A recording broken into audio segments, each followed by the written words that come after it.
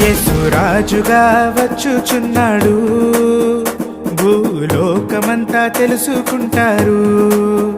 యేసురాజుగా వచ్చుచున్నాడు, భూలోకమంతా తెలుసుకుంటారు.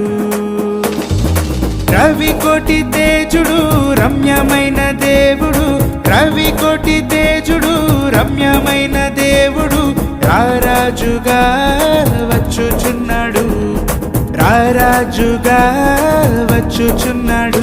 యేసురాజుగా వచ్చుచున్నాడు, భూలోకమంతా తెలుసుకుంటాడు.